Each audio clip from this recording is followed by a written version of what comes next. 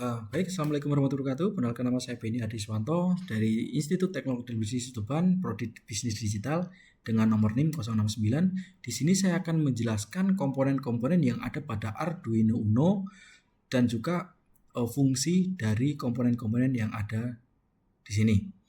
Yang pertama ada IC microcontroller.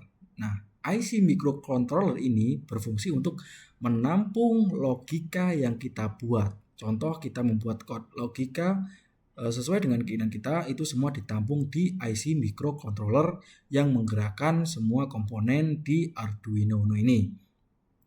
Terus yang kedua ada reset button.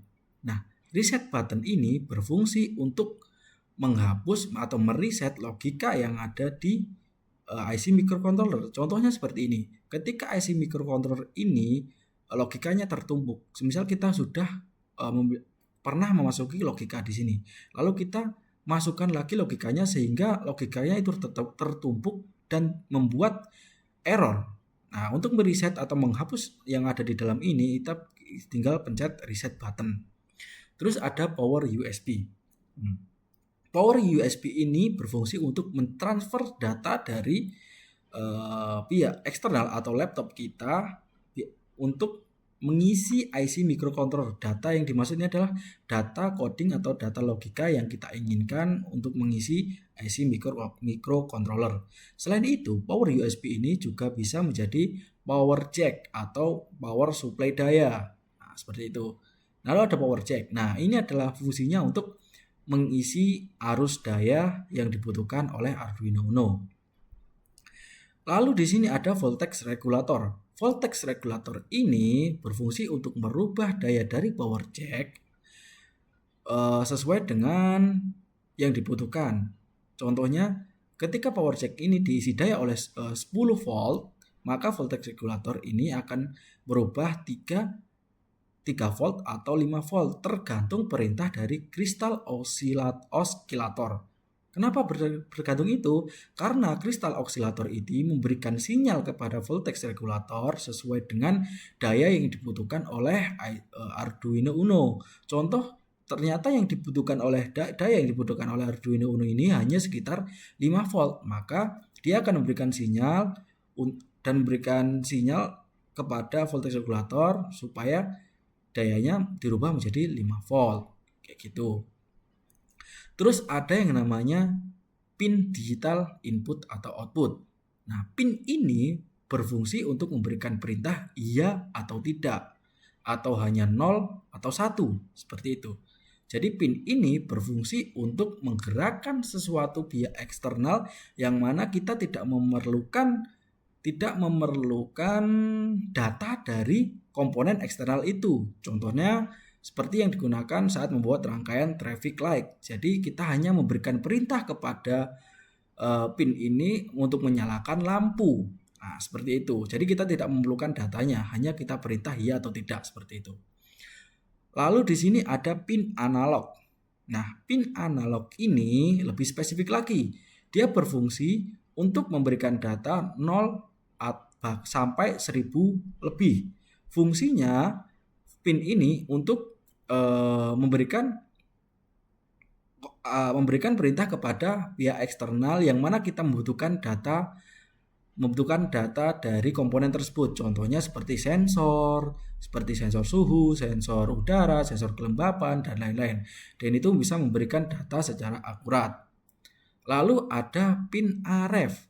Pin RF ini berfungsi untuk secara profesional atau memberikan data yang sangat-sangat akurat banget.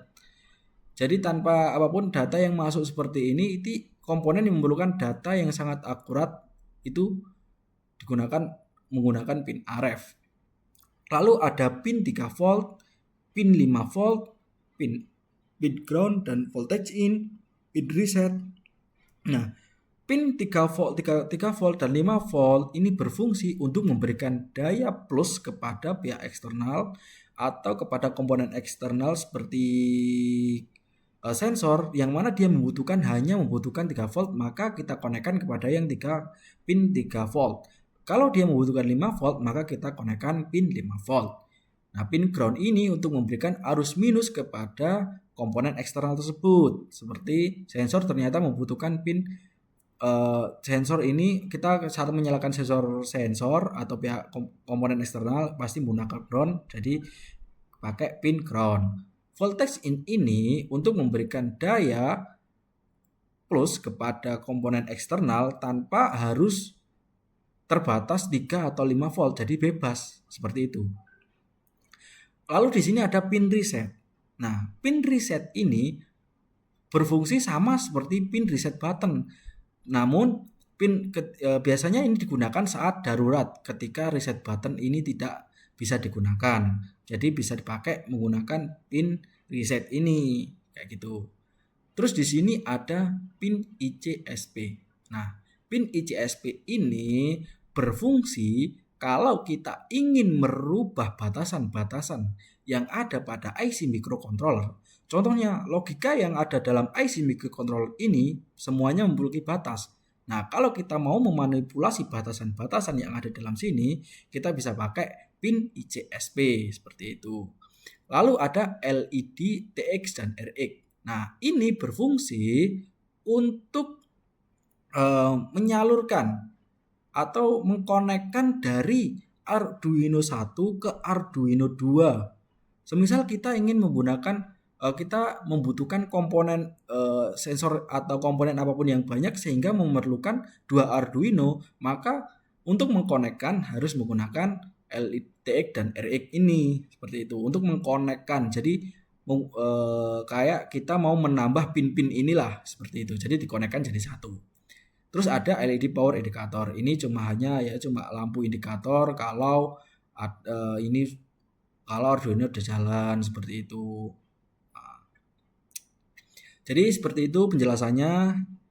Semoga bermanfaat kepada kita semua. Sekian dari saya. Terima kasih. Assalamualaikum warahmatullahi wabarakatuh.